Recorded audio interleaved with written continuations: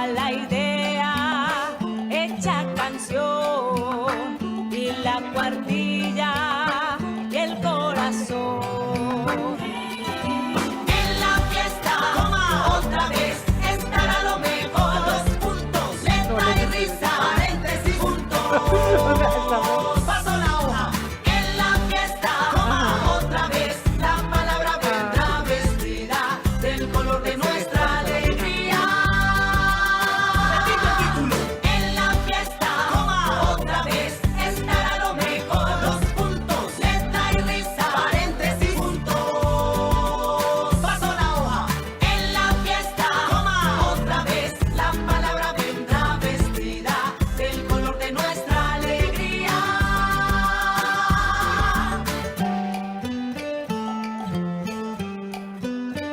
Párrafo aparte, va la ciudad, y la palabra curiosidad, sílaba y verso, dicen que sí, la hoja en blanco es para ti, En la fiesta, otra vez, estará lo mejor. Dos puntos, letra y risa, paréntesis, puntos. Paso la hoja. En la fiesta, otra vez, la palabra vendrá vestida del color de nuestra alegría.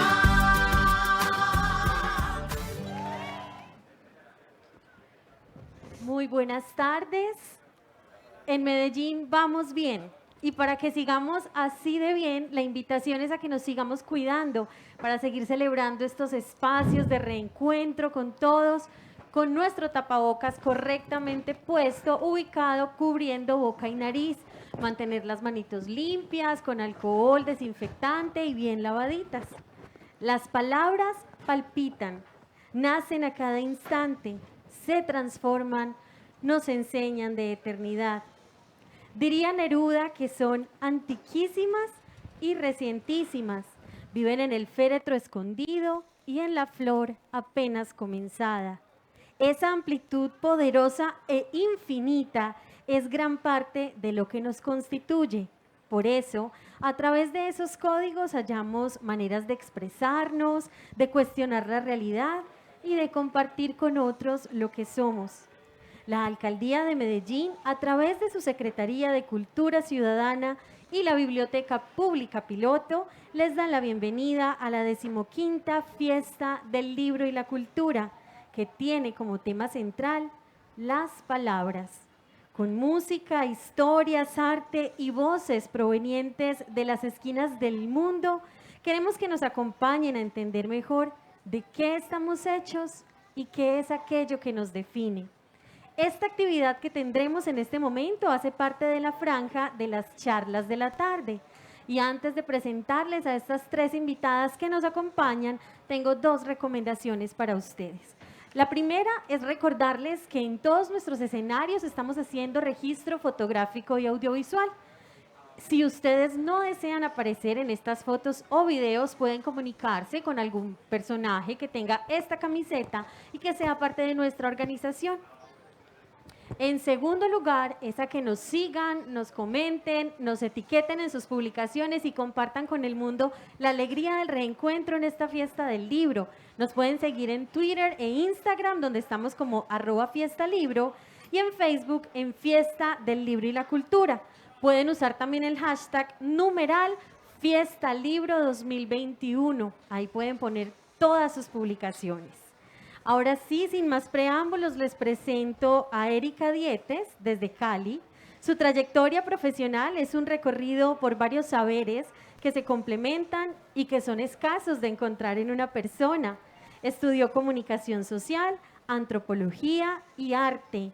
En 2005 presentó su obra Silencios, un trabajo compuesto por 30 series fotográficas en el que muestra los encuentros con judíos que sobrevivieron al Holocausto y llegaron a Colombia. Posteriormente dirigió su mirada a las víctimas del conflicto armado en Colombia y a partir de sus conversaciones con ellos surgen sus obras Río Abajo en 2008, A Punta de Sangre en 2009, Sudarios 2011, Relicarios 2011 a 2016. A este trabajo se suman las publicaciones Silencio y Memento Mori, que se establecen como un nuevo lenguaje, aunque emerjan de su obra artística.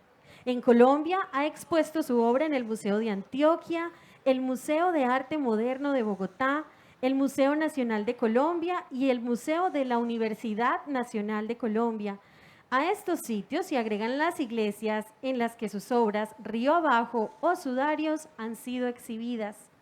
Fuera del país ha expuesto en el Museo de Bellas Artes de Houston, en el Centro Cultural Recoleta de Buenos Aires y en otras instituciones culturales de España, Estados Unidos, Australia, Polonia, República Dominicana, Ecuador y Chile.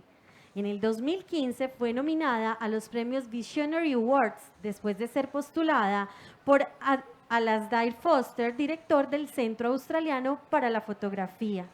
Entre el 2017 ganó una beca de creación otorgada por Tim Hetherington y WordPress Photo Foundation por su proyecto sobre la violencia y el duelo y la memoria en el largo conflicto de 5 décadas en Colombia. Nos acompaña también Livia Posada, una de las artistas más destacadas en Colombia, médica cirujana y artista plástica. Combina ambos saberes en sus creaciones artísticas. Sus instalaciones usan cartografías, dibujos, objetos y material audiovisual que se apoyan en investigaciones rigurosas y trabajo de campo. En la Biblioteca del Banco de la República, una de las instituciones que conoce y difunde el arte colombiano, está incluida la siguiente información. Desde los espacios blancos y silenciosos de sus instalaciones se intuye el vacío y la pregunta siempre abierta y sujeta a duda, propia del campo de la ciencia por la condición humana, su permanencia y su evolución. En esta suerte de clínicas, laboratorios, consultorios, el espectador se sumerge con su propio cuerpo. Es de manera implícita, paciente o acompañante, signo y síntoma de salud o enfermedad, sea como individuo o como sociedad. El Museo de Arte Moderno exhibió Definición del Horizonte, un recorrido de casi 20 años por su obra que incluye sus pinturas de los años 90 y temas como el papel de la mujer en la sociedad, la creación de comunidad y el pensamiento racional. Recientemente participó en el Festival de Cine de Jardín Antioquia, fundado por el cineasta Víctor Gaviria. Con ellas conversará Solastrid Giraldo, una de las curadoras y críticas de arte que mejor entiende los asuntos de género, las relaciones del arte con el cuerpo y la violencia política. Conversar con ella es entender mejor el arte colombiano y el aporte de artistas como Débora Arango y Beatriz González. Filóloga clásica, magíster en Historia del Arte e investigadora. Ha sido colaboradora de los diarios El Tiempo, Semana, El Espectador, entre otros. Ha sido becaria de la Secretaría de Cultura de Medellín, el Ministerio de Cultura de Colombia y el Fondo Nacional para la Cultura y las Artes de México. Para este último, realizó una investigación titulada Mujer, Anatomía Comparada, Colombia, México. Como curadora ha trabajado para varios espacios, entre ellos el Museo de Antioquia, el Centro de Artes de la Universidad EAFIT, y en el 2012 publicó Mujer, Modelo para Armar, resultado de una investigación. Posteriormente, en 2017 y junto a otros autores, participó en el libro Violencia Política y de Género en Latinoamérica, representaciones críticas desde el arte y la fotografía. A su trayectoria amplia y variada se suma su participación en el Grupo de Investigación de Teoría e Historia del Arte de la Universidad de Antioquia y el Comité Técnico del Museo de Arte Moderno de Medellín. Ha participado en eventos realizados en distintos países de Latinoamérica. En una conversación con Óscar Roldán, actual director del Museo Universitario de la Universidad de Antioquia, y para el programa de televisión En Tablas, dijo que su gusto e interés por la imagen lo adquirió de la cantidad de revistas que tenía en casa de su papá, un hombre que trabajó durante varios años en la emisora La Voz de Antioquia. Sin más preámbulo, los dejo entonces con esta charla, Retratos del Dolor, conjugar la belleza del arte y el espanto de la guerra. Bienvenidos.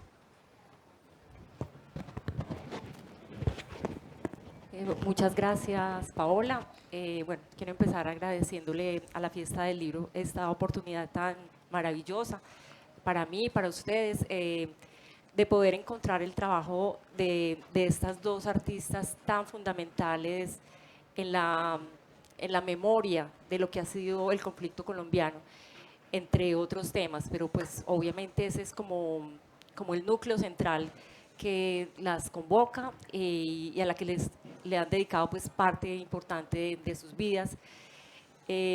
Bueno, estamos en una fiesta del libro, estamos en una fiesta del libro que está girando alrededor de las palabras, pero indudablemente el relato de nuestra historia, el relato de nuestro país tiene que ver fundamentalmente también con un relato de imágenes en la que ellas dos han sido como protagonistas. Quisiera también bueno, ya las han presentado un poco, me imagino que ustedes algunos las conocerán algunos trabajos de ellas, y como hablar un poco, bueno, hay algo que definitivamente las convoca, las une, una cosa fundamental, que son mujeres artistas, son colombianas, y se han dedicado como a estos temas, digamos, al mismo tema, que es pues como el gran tema que tanto nos pesa. Pero estamos hablando realmente de dos acercamientos muy diferentes. Entonces yo creo pues como que algo interesante en esta conversación sea podemos establecer ese diálogo y también entender un poco esas estrategias en las que cada una de ellas pues se ha como afincado. No siendo más, yo quisiera empezar a hablar. Hay dos obras que son como fundamentales en los trabajos de cada una de ellas. Aquí tendríamos que esperar a qué pasa. Bueno, hay una que se llama Sudarios, para el caso de Erika, que ya muy pronto la veremos. En este momento estamos viendo trabajos de Erika. Este es Río Abajo.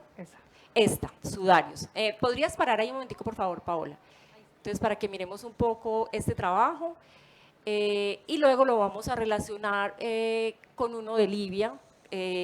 Porque pues, he tratado como de hablar de estos dos trabajos precisamente, digamos, por el impacto que cada uno de ellos ha tenido en su momento y porque estamos hablando de víctimas, mujeres del conflicto. Entonces, con estos dos acercamientos vamos a ver como, digamos, como el punto desde cada una de ellas, digamos, se para.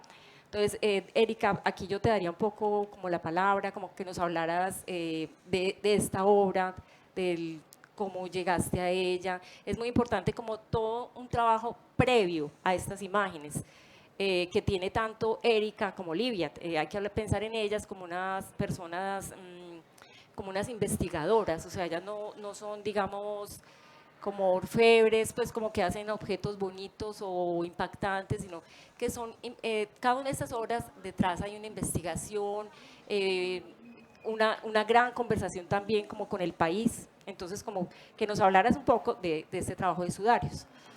Bueno, pues primero que todo, buenas tardes, qué gusto tan grande estar aquí, más allá que contando y hablando del trabajo, celebrando la vida, celebrando esta posibilidad de reencontrarnos físicamente y sin duda creo que es muy especial este encuentro también porque partimos, ¿no? como de un fin de mundo y estamos como los sobrevivientes aquí dando testimonio de este encuentro. Entonces, pues muchas gracias por estar acá. Sé también el enorme esfuerzo físico y mental que nos toma todavía salir. Para mí, pues fue todo un reto y estoy muy emocionada de estar aquí y de haberlo logrado. Bueno, ahora sí entrando en materia. Sudarios es un trabajo que yo empecé, creo, más o menos en el año 2009. Es para mí una consecuencia lógica de un trabajo previo que se llama Río Abajo. Todos estos son trabajos que yo hice recolectando testimonios, escuchando, creo que más allá Sí. para Perdón. tomar... Paola, ¿puedes devolverte unas imágenes para que veamos Río Abajo? que es este básicamente, Sí. y esas prendas, ¿cierto? Estas son, Sí. bueno, digamos que un poco la metodología, bueno, no quiero hablar de metodología, pero esa Sí. conversación que tú planteabas, pues todo mi trabajo yo lo veo como un gran grupo de espacios de escucha, donde tomar el testimonio, mm, escuchar de viva voz de los testimoniantes, de los testigos. A mí hay un concepto teórico que yo he tratado como de acuñar mucho en mi trabajo y es que más allá, para mí las mujeres de sudarios no son víctimas, son sobrevivientes. Hay algo conceptualmente allí que es muy diferente a tomar de una persona simplemente el hecho que otro le ejerció sobre su cuerpo.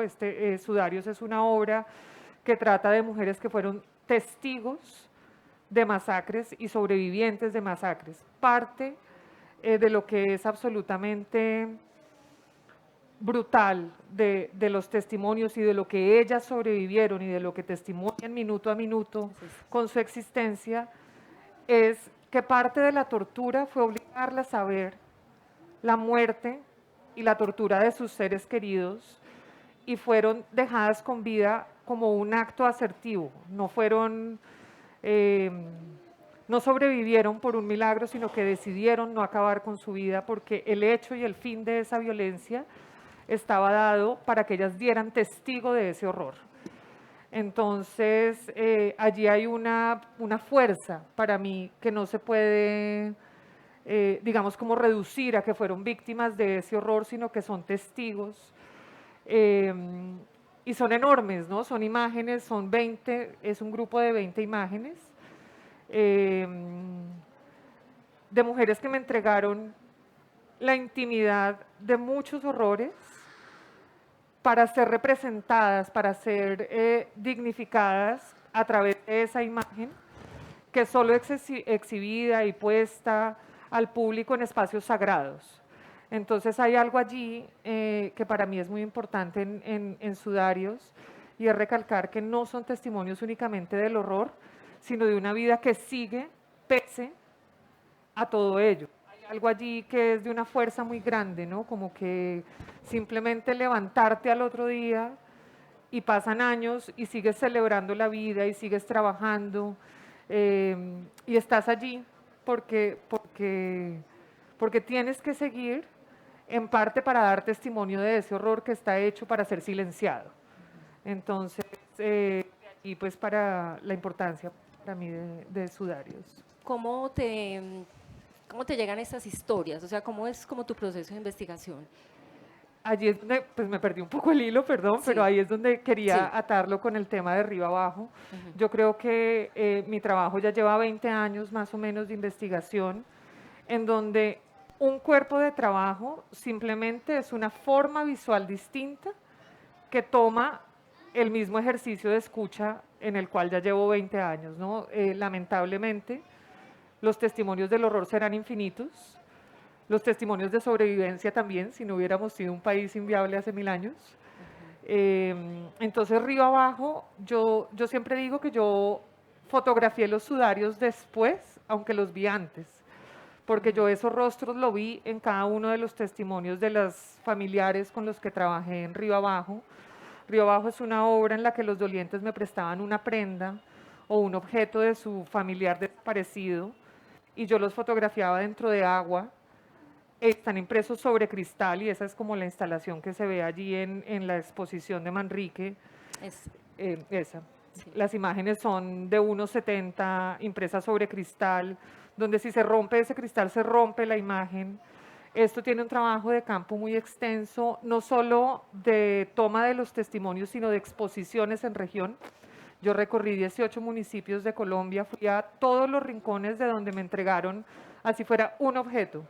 Yo fui a hacer la exposición con los dolientes, entonces creo que allí hay una pregunta y un fin, un destino de la obra, y era que finalmente mi espectador principal no es un espectador, sino un doliente de ese objeto. Entonces no es una exposición de una imagen, sino el encuentro con un ser querido que no va a ser posible de otra forma que no sea lo que conjura esa imagen. De allí que empecé el tema de encontrar los templos. No es algo que yo me hubiera propuesto, jamás desde el principio, debo decirlo. Fue algo que me fue dado por los dolientes a través de las imágenes de arriba abajo. Los primeros encuentros, digamos, en Granada, Antioquia, en Sonsón, los familiares iban con velas a buscar la exposición y empezaban a orar frente a las imágenes. Entonces allí fue donde mi tarea como artista fue elevar ese elemento que le estaba siendo dado a la imagen y seguirlo magnificando, porque la imagen ya significaba eso. No es como que yo decidí que ese era el destino de la imagen. Creo que en este caso de duelo, en este caso de desaparición, que es tan complejo, es un duelo muy complejo, la desaparición forzada, el carácter sacro sin duda tiene que ser de los familiares. Y insisto, yo construyo todas las imágenes de cara a los ojos y la mirada del doliente que me está confiando ese testimonio del horror y de la vida, ¿no? De la intimidad, finalmente. Bien, entonces, digamos, tú estabas haciendo el trabajo de arriba abajo, que es recoger estas prendas. Cuando te entregaban las prendas, viste esos rostros y después pensaste, estos rostros están pidiendo esa imagen de alguna manera. Mira, esto fue Sí. inspirado por un testimonio de una mujer que me estaba entregando un objeto para arriba abajo y ella testimoniaba que a ella le tocó ver la tortura de su madre.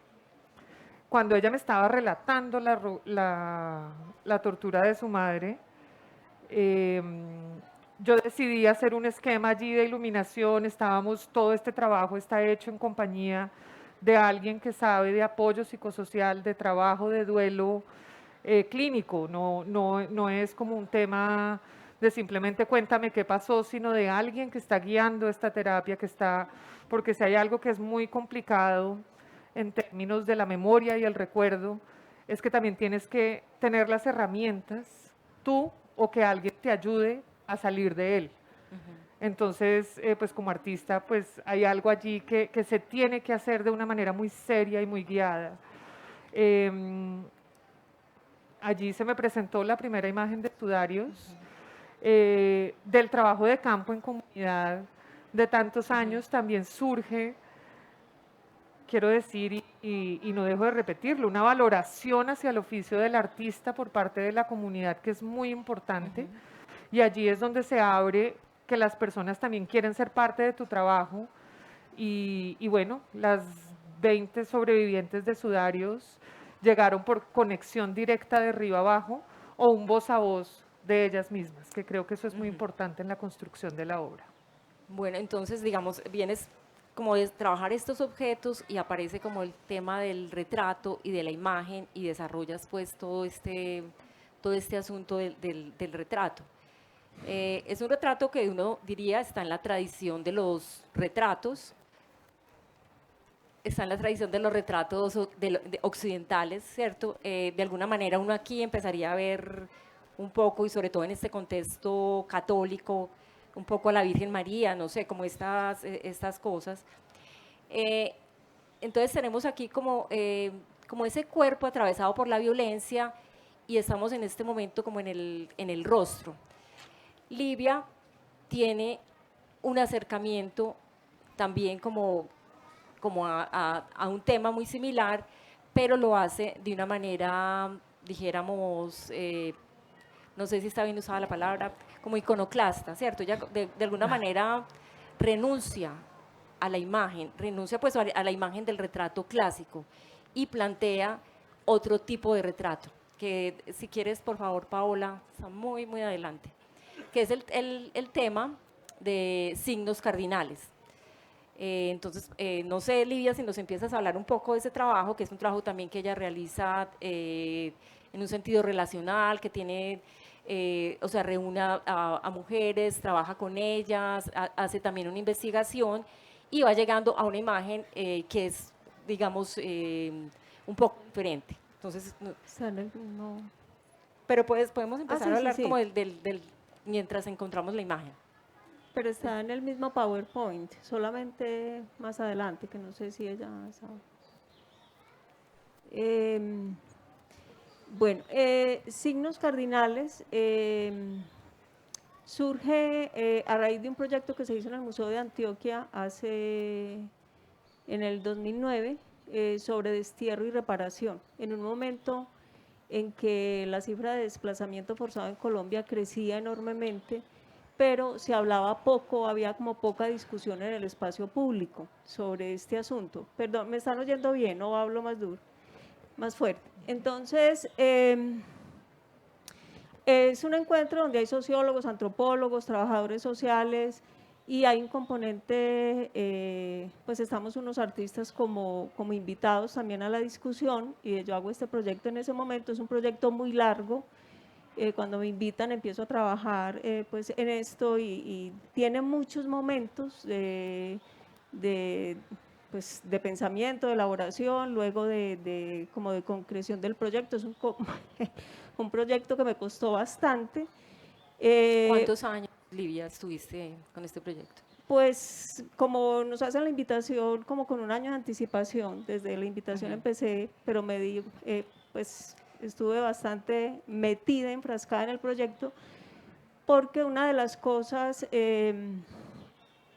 pues yo empecé pensando pues en la idea del desplazamiento, de lo que significa el destierro, lo que es perder la tierra, y entonces ahondar en lo que significa la tierra, el terruño, el territorio, en relación con el cuerpo. Con mi formación médica, pues a mí me interesa mucho la idea del cuerpo, pero no un cuerpo orgánico, biológico, que de hecho me interesa, pues sí es un cuerpo que de alguna manera como médica o en el ejercicio es de alguna manera obvio. Yo nunca he querido explotar, digamos, como esa noción, sino un cuerpo donde como que le da materia, existencia al sujeto.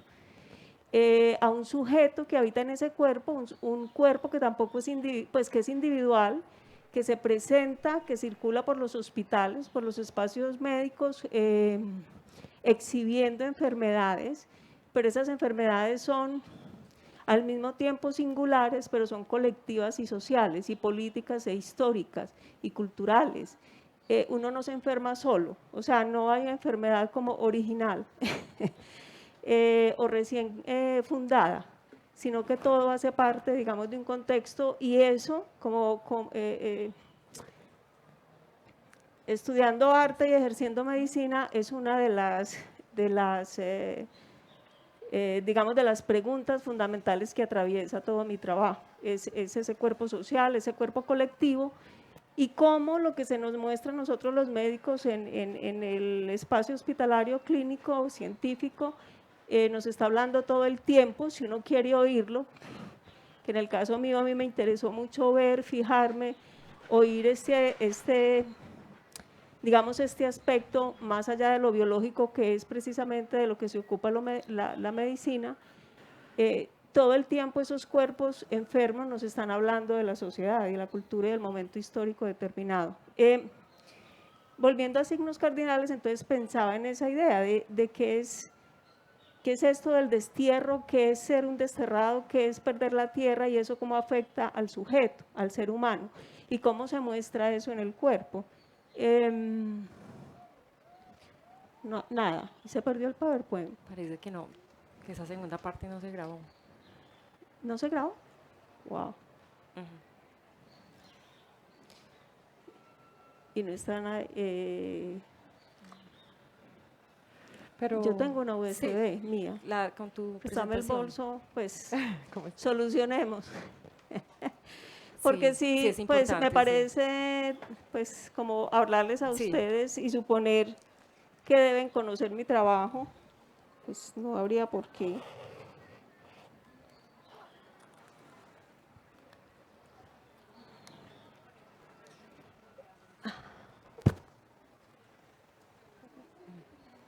En esa USB hay una presentación que dice jardín, ahí las podemos buscar. Bueno, Entonces, volviendo a la idea de qué significa el desplazamiento a la luz del cuerpo y sobre todo del sujeto que habita un cuerpo, y que ese cuerpo al mismo tiempo acontece, o la vida de ese sujeto en cuerpo acontece en unos territorios específicos y en unas geografías específicas, empiezo pues a tejer, digamos, reflexiones. Entonces en ese proyecto van a ver ustedes ahora en las imágenes, se junta medicina, se unen o se, digamos, conjugan la geografía, el interés mío por la geografía, el interés por el cuerpo, por ese cuerpo colectivo y social, por ese cuerpo histórico, y la idea también de que más adelante, esos son como otros mapas de cuerpo,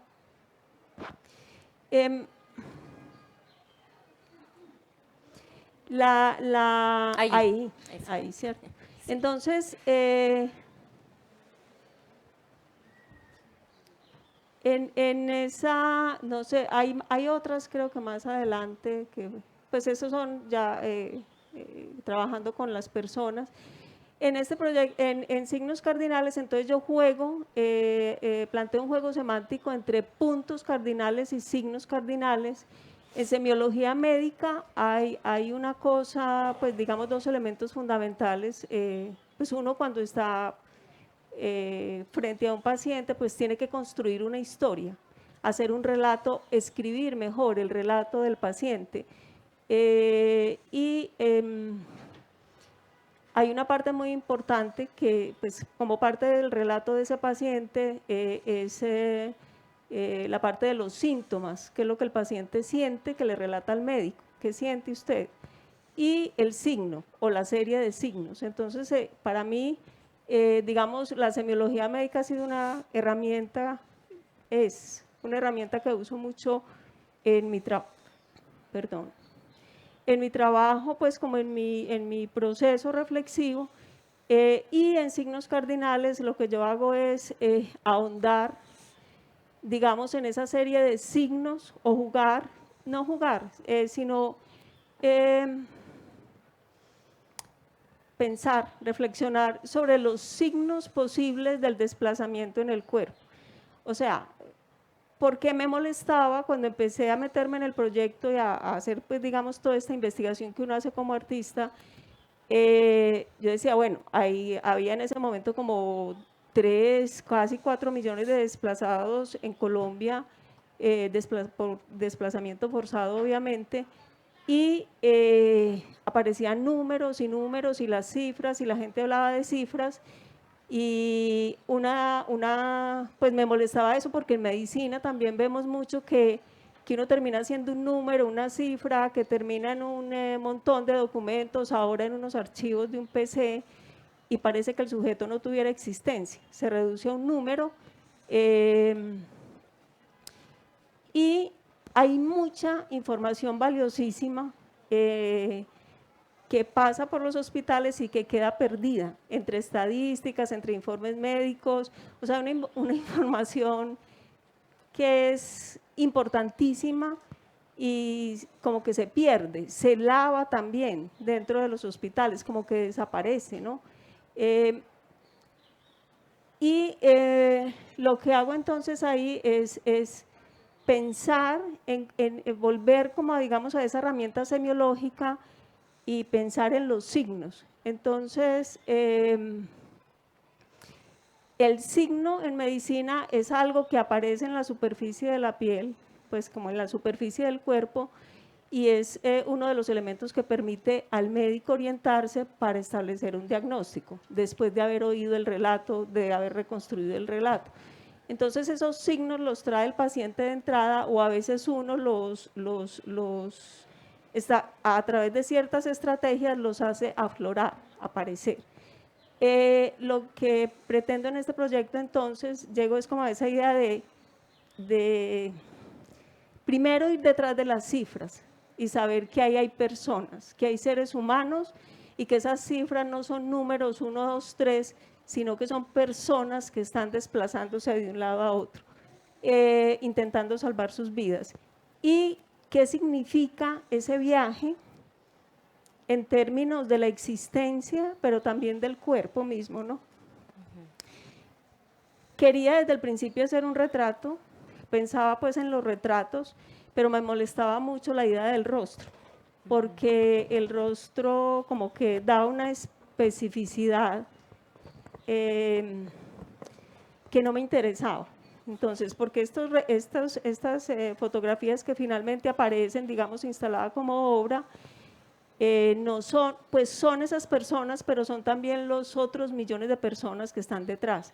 Entonces yo quería anular como esa obsesión por la personalidad, por ese retrato como que identifica al sujeto, y hacer una cosa, pues una serie de retratos mucho más,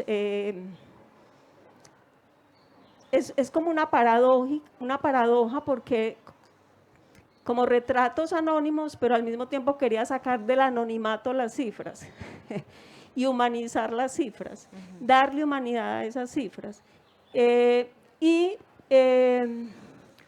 Pensar también, otra reflexión que está ahí, digamos, conjugada en este proyecto, es la idea del cuerpo como un territorio, que el cuerpo mismo es un territorio, es el espacio de escenificación de la existencia, es el espacio donde uno vive esta existencia.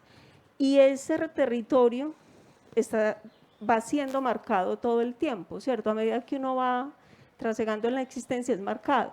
Si a estas personas, que ahí hay alguno de estos retratos donde tienen las cicatrices de un tiro de fusil o otro tipo de cicatrices, de marcas en sus piernas, o sea, todas esas marcas van quedando como signos en la piel, como evidencia al mismo tiempo, ¿no? Yo me reúno entonces después cuando tengo, digamos, ya como estructurada la idea, cuando desisto y tengo claro que no quiero hacer retratos de rostros, sino unos retratos que realmente me hablen de esa idea del desplazamiento.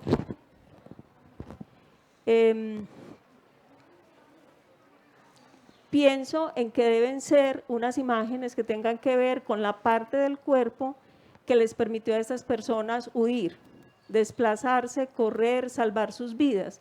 Pues si no es otra que tener un par de piernas. Pues con qué se corre, con cómo se desplaza uno, cómo corre, cómo huye, es con las piernas, ¿cierto? Y si tiene la mala fortuna de pisar una mina antipersona, esa huida queda truncada. Y yo ya había hecho otro proyecto anterior sobre los efectos de los campos minados en el cuerpo de las personas, ¿sí? Entonces se va juntando. También había hecho unos mapas sobre campos minados en Colombia, en la idea de que el territorio geográfico también es un cuerpo vivo que se afecta, que se duele, que se enferma, que enfermamos, pero que al mismo tiempo pues que estamos en estrecha relación con él. Lo que le hacemos, pues tenemos una relación como de boomerang con el territorio geográfico, ¿no? Pienso, digamos, llego a la conclusión de que debo hacer, o lo que quiero hacer es unos mapas, unos ejercicios de geografía. Este proyecto se junta con un proyecto largo que voy haciendo como en los años, que se llama Cuadernos de Geografía. Este es un ejercicio de esos de geografía, de esas otras geografías, las no oficiales, las que no aparecen en los libros. Cuando hacía este proyecto fui y me compré el libro gigante con un dinero que me dieron de apoyo, el libro gigante del Instituto Agustín Codazzi, y busqué por todas las bibliotecas los mapas de desplazamiento forzado en Colombia. Ya llevábamos muchos años de desplazamiento forzado y eso no existe. Creo que todavía, pues, entonces yo buscaba y yo decía, pero ¿cómo es posible que no existan? Entonces estos mapas hacen parte de ese proyecto de Cuadernos de Geografía, que habla de esas geografías que no aparecen en lo oficial, pero que la gente está dibujando en su vida real, o sea, que está escribiendo como una geografía paralela que que queda como desaparecida también, pero que está marcada en la historia de las personas y de este país y en esos cuerpos de estas personas. Decido entonces la idea de los mapas, me conecto con un grupo de personas que ya viven como desplazados forzados en Medellín, mujeres. Tengo unas conversaciones también muy interesantes con Amparo Sánchez, que es una antropóloga que estaba en ese momento trabajando en el proyecto de destierro y reparación, y con la Corporación Región, y le propongo el proyecto a un grupo de personas que está siendo asesorado por Región.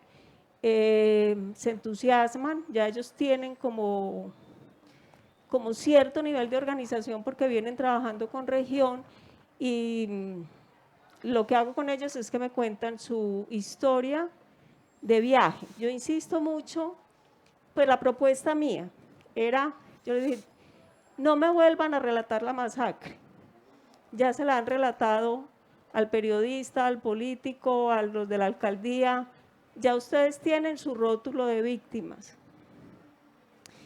Han contado esta masacre muchas veces, la han contado tantas veces que ya se ha ido lavando y parece que es algo que no existiera.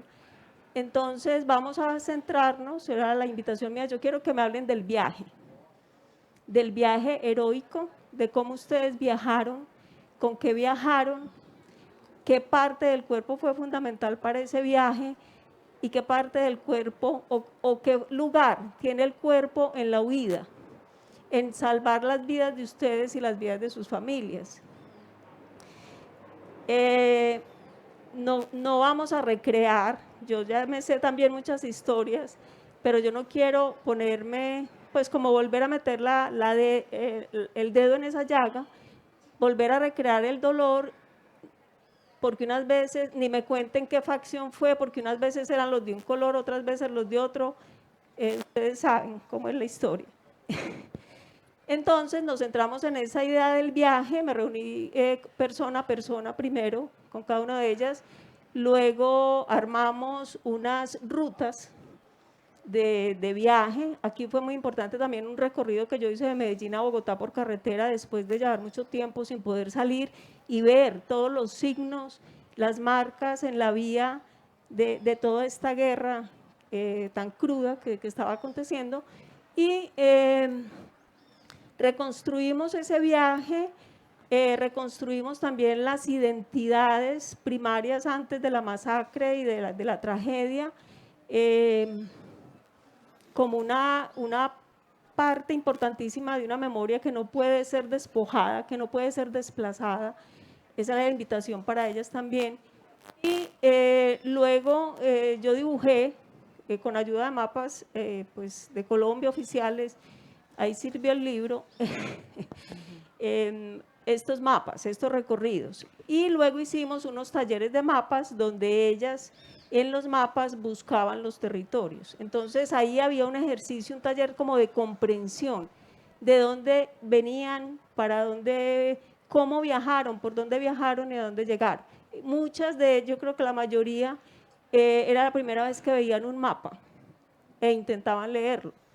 Y fue una cosa muy bonita en un momento cuando una mujer grita y dice, aquí está la quebrada del muerto, esta es la quebrada del muerto, aquí aparece, y la señalan, y eso les da como una noción de que la historia de ella es tantas veces contada, ya casi desaparecida también en el relato continuo.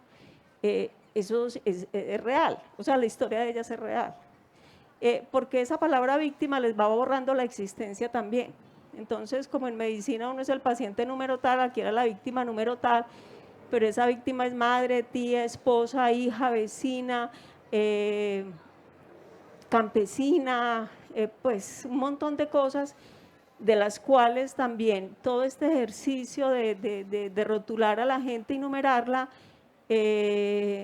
las desplaza y las despoja. Bueno, entonces finalmente se trazan, yo dibujo los mapas en cada par de piernas, y entonces cada persona tiene la ruta particular de viaje, desde dónde salió hasta dónde llegó, dónde se paró. Creo que hay un mapa de convenciones, entonces armamos también este mapa de convenciones.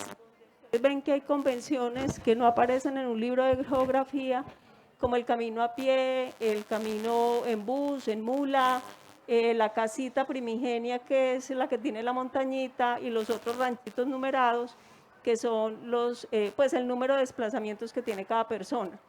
O esas crucecitas como zona probable de masacre o sospecha de campo minado, entre otras. Y hay en la parte derecha para ustedes una equivalencia de, o sea, cuánto mide un pie, un paso, una zancada, y cuántos pasos habría que dar para caminar 1 kilómetro, por ejemplo. Como esa idea de que al viajar en este desplazamiento forzado, ellos trazan mapas, esto se perdió o no, ya, trazan mapas, inauguran rutas, describen geografía, dibujan la geografía, son cartógrafos de unas rutas azarosas que se trazan por primera vez en muchos casos y dibujan esas rutas, las trazan con su propio cuerpo, con sus propios pies, como si pues en la idea de que el cuerpo es la herramienta que dibuja, ¿no?, sobre estas geografías.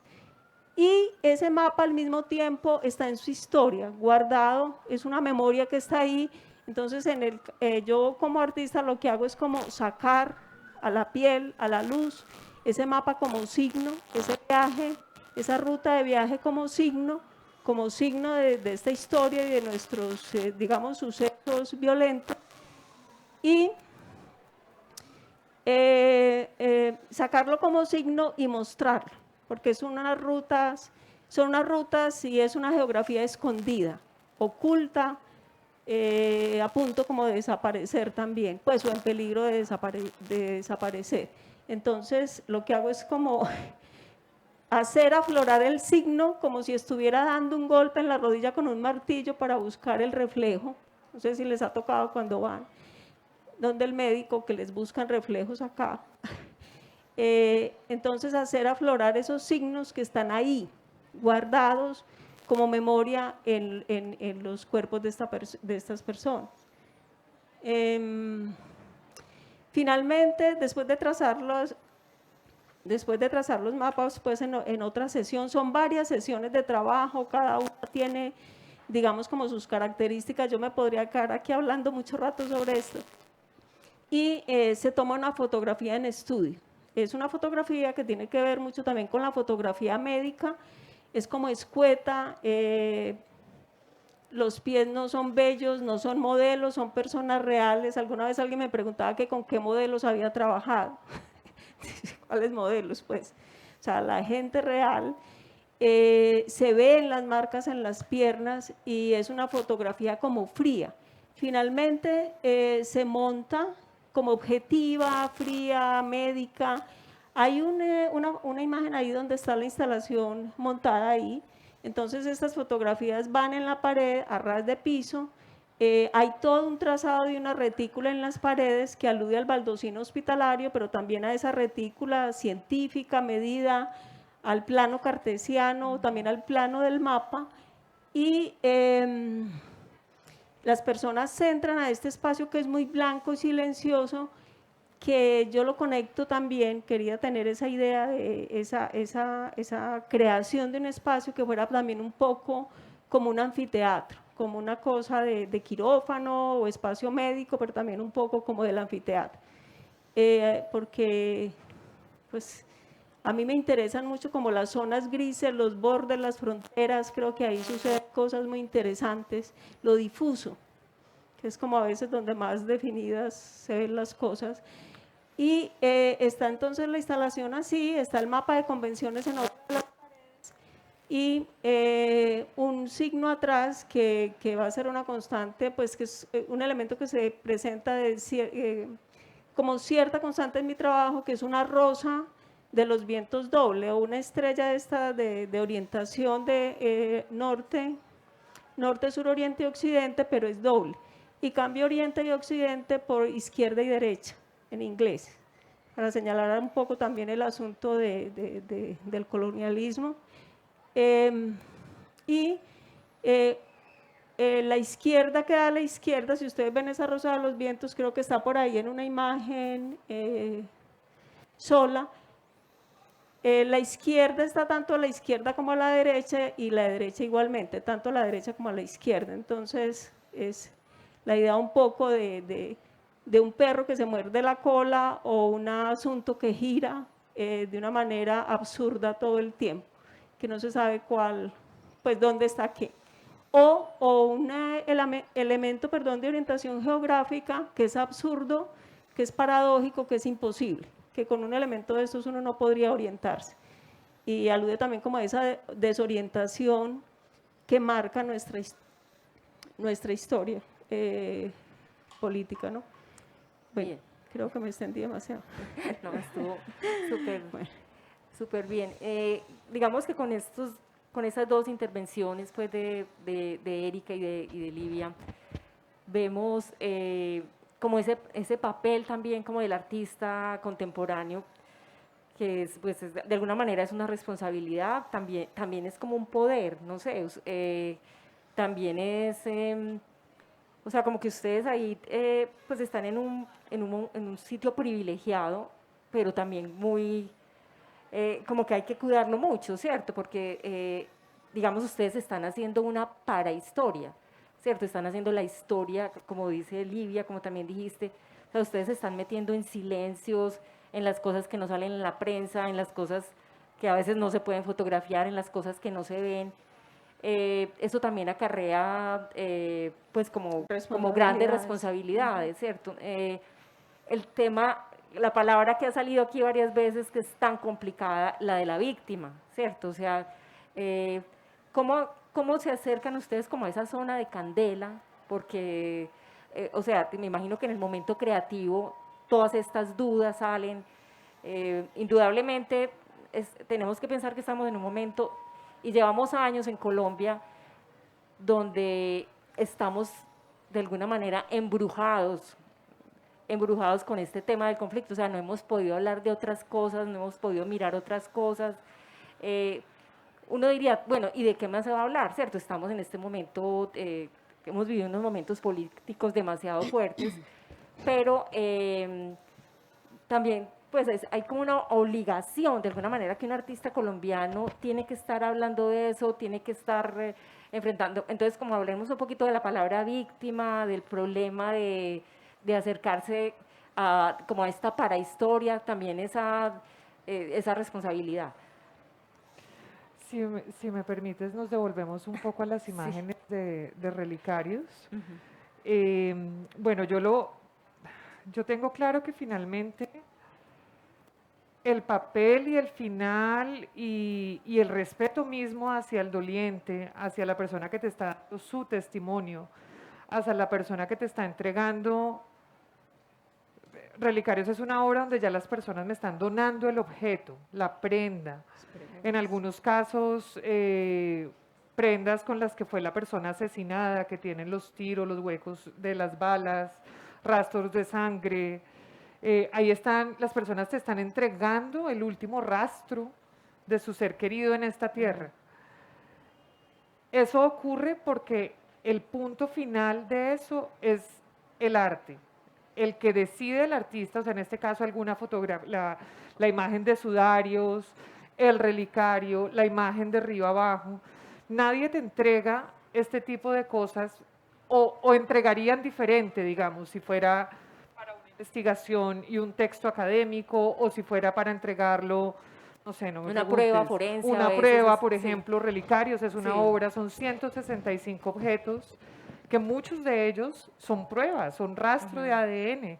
De hecho, muchos relicarios tienen secretos, cartas que les escriben los dolientes a sus seres queridos, que ni yo misma los he leído, que se hizo como parte del proceso terapéutico. Digamos que hay un tema en que para mí la escucha es muy importante, ¿sí? O sea, lo que la persona nos quiera decir, nos quiera contar, tal vez el espacio para pronunciar esas palabras en voz alta sea ese estudio con la artista que no está grabando el video, si no estoy tomando testimonios, simplemente estoy allí presente ante ellos y ellos conmigo. Estamos en una relación en que nos estamos mirando a la cara, nos estamos escuchando. Hay partes, digamos, en horas de escucha que pueden ser 5 horas pues con cada testimoniante. Hay momentos en que simplemente la gente te quiere contar la intimidad, no de la muerte ni de la tragedia, sino de pronto que al niño le gustaban los huevos pericos de tal manera. Eso es una parte importantísima de la vida, es parte como de eso que Livia decías ahorita, que la palabra víctima desdibuja una cantidad de cosas. No, el desaparecido no solo se desapareció, la mamá recuerda que le gustaban los huevos de tal manera. Si bien eso no está en ningún lado expuesto en el trabajo, creo que sí me han constituido a mí como artista, como testimoniante de los testigos y sobre todo testigo de un amor infinito, porque nadie entra en duelo por nadie que no ama profundamente. ¿Sí? Cuando, o sea, la posición de duelo, que además si a eso le sumas un duelo de unas tragedias, que en palabras a veces, cuando yo me escucho repitiendo ciertos testimonios, digo, un testimonio de una doliente que se me viene ahorita, si tan solo lo hubieran matado, ¿no? Porque efectivamente pues entramos en una narrativa no es una narrativa, perdón, es una gramática de la guerra, en que matar no es suficiente, tienes que torturar, desaparecer, Matar, no, rematar y y contramatar. contrarrematar, como dice exacto. el libro de María Victoria Uribe. Exactamente, Ajá. entonces no es únicamente matar las personas, desaparecerlas, sino que hay que evitar cualquier rasgo, cualquier rastro para que pueda ser encontrado. Entonces allí ahorita escuchándote, Livia, yo siento que hay ese mismo, como esa misma intención de levantar como esos testimonios y esa ruta, si bien por ejemplo, en Relicarios, que como te digo es una obra, las personas no te lo van a entregar si no saben en dónde va a ser depositado ese objeto. ¿Sí? O sea, hay algo allí donde el arte sí efectivamente puede ser, tal vez sea la única herramienta, el único espacio en contextos de peligro, porque tenemos que, o sea, yo cuando empecé Río Abajo, todavía no se hablaba de las investigaciones de las desapariciones forzadas. De hecho, hacer una exposición que tratara de los desaparecidos era súper peligroso, ¿sí? O sea, ir a región a hacer esto, pero era súper seguro porque era un artista, ¿sí? Si yo hubiera sido fiscalía, si yo hubiera sido centro de investigación, universidad tal, los mismos dolientes no te entregan ese testimonio. Entonces, sí hay allí tal vez una única ventana, tal vez una única forma donde los dolientes y los testigos se sienten seguros porque todavía no estamos seguros cuál es el rumbo de la historia y de hecho yo sí lo he sentido cambiar de ruta por lo menos 3 veces a lo largo de todo mi trabajo. Entonces creo que sí, el poder sin duda lo tiene el arte y ese espacio seguro, ese umbral, tal vez como tú querías decir, las zonas grises, tal vez ese umbral que está aquí porque efectivamente es documento. Yo tengo muchas cosas que son documentos, son prueba, pero al instalarlas dentro del espacio del arte no pueden ser utilizadas como tal. De hecho, por ejemplo, mis trabajos, mis diarios de campo, todos son más de 30 cuadernos y donde tengo efectivamente los datos, la información, qué pasó, cómo ocurrió, todo escrito de mi puño y letra.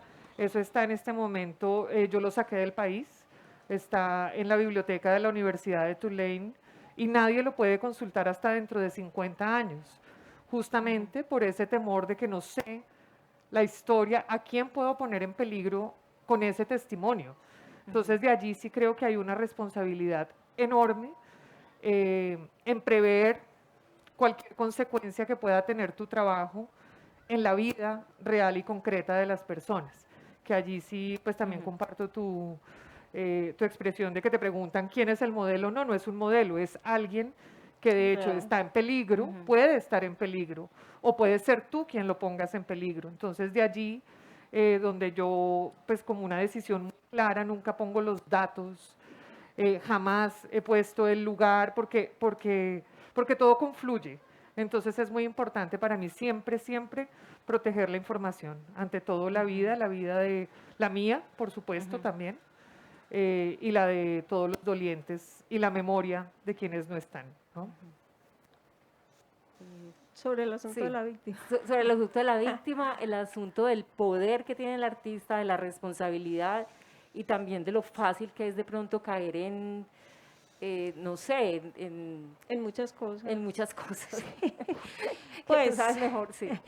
uno puede explotar las historias de las personas, puede explotar, como en mi caso, todo lo que pasa por la medicina, que pasa la tragedia en cuerpos de sujetos específicos. Uno podría pues sacar como provecho de muchas cosas, entonces siempre, pues a mí me parece que es importante un asunto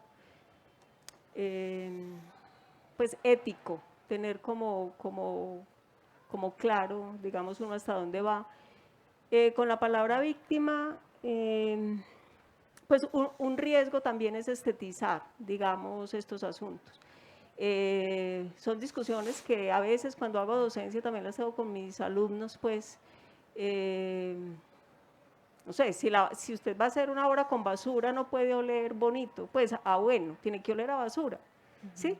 Y la muerte huele a muerte y uno como artista corre también ese riesgo de caer en esteticismos, es un peligro, así todo el tiempo se está asomando ahí. Y con la palabra víctima he tenido también muchas discusiones. Yo tengo otro proyecto que se llama Signos Cardinales sobre la violencia asociada al género expresada en el cuerpo de las mujeres como un asunto histórico y cultural. Y tanto en ese proyecto como en este y en otros, una de las invitaciones mías a las mujeres es, a ver, la víctima se esconde.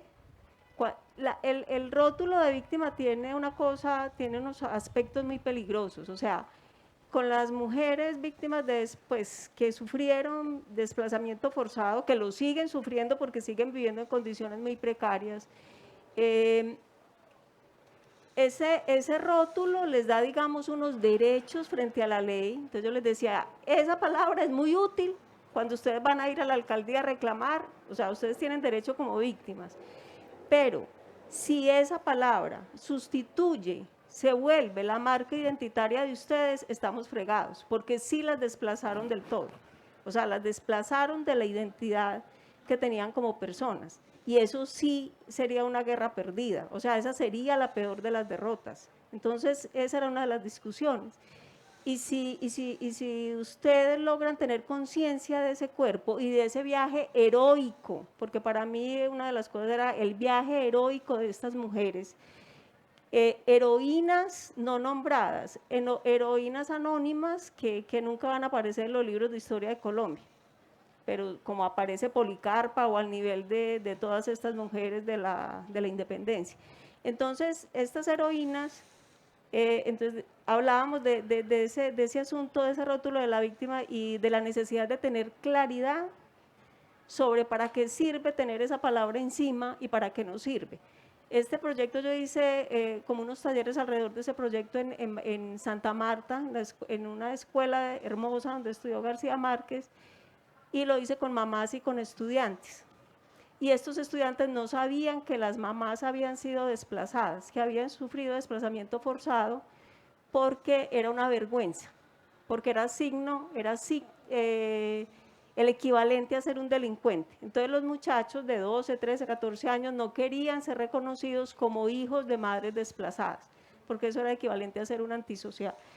Entonces cosas de ese tipo, yo decía, si estos chicos no conocen la historia y la historia de ustedes, y si no las ven, si las están viendo como mujeres perdedoras que tienen que estar al rebusque en unas vidas precarias, si no ven que ustedes son unas heroínas que salvaron toda la familia, pues los hijos, porque los hombres quedan como en el camino, pues estamos perdiendo mucho, todo, ¿cierto? Cuando se escriben fichas técnicas sobre este proyecto, pues cuando uno les pone en un museo, no sé qué, me ha tocado dar esa batalla.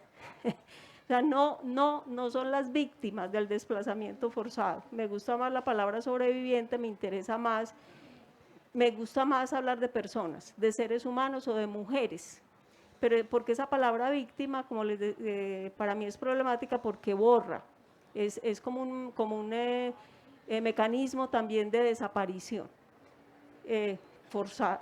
Entonces, yo sé que tiene una importancia en ciertas áreas, pero en otras áreas no. En cuanto al artista, pues el lugar del artista, pienso también, como tú dijiste muy bien, que estamos en una situación de privilegio. Yo siendo médica, entrando a los quirófanos, ejerciendo en medicina, yo decía, yo estoy en una posición de privilegio porque puedo ver de primera mano todo esto y puedo leer la cultura, la sociedad, el momento histórico aquí. Pues ustedes no se imaginan lo que es estar en un policlínico, por ejemplo, la información tan importante, tan valiosa que uno obtiene ahí sobre lo que está pasando afuera, ¿no? Entonces, es esa posición de privilegio, yo no la llamaría de poder, yo tengo bastantes problemas también, conflictos con la idea del poder. Me interesa. Pero lo hay de alguna manera. Sí, pero el poder que a mí me interesa, que lo he trabajado cuando he trabajado con mujeres o con grupos de personas, es desplacémonos por decisión propia, desplacémonos del lugar de la víctima, del que no puede decir, del que no tiene derecho de pronunciar, del que no puede pronunciar. Desplacémonos de ese lugar al lugar del poder, pero de un poder personal, por ejemplo, con la violencia asociada al género, era desplacémonos del lugar donde ustedes se esconden después de haber sido golpeadas, se ocultan con vergüenza porque ustedes son las culpables, como si fueran las culpables, y pongámonos en el lugar de poder, donde uno mira de frente, arriba, con valor, con fuerza, con una fuerza que viene de adentro. Y lo mismo con estas mujeres que han sido víctimas del desplazamiento, que han sufrido, si ven como que hay uno de fácil, que han sufrido desplazamiento forzado en carne propia, en vida propia. Yo decía, desplacémonos de ese lugar, de la víctima, y siéntanse poderosas, o heroínas, y tengan aquí esa memoria, y en su cuerpo esa memoria que ustedes, pues, que es irrebatable, que se las pueden arrebatar si ustedes lo permiten. Entonces, en ese sentido, hay una invitación, pues, en estos proyectos, cuando trabajo con personas, es más, una invitación a que recuperen un poder del cual están siendo despojadas. Conversando con estas personas después, en los momentos finales, digamos, del proyecto, cuando ellas lo ven montado en el Museo de Antioquia por primera vez, solas, sin cámaras, sin registros, sin nada, es muy bonito porque ellas conversan y piensan, les decía yo, ¿qué piensan de esto después de este camino que hemos recorrido?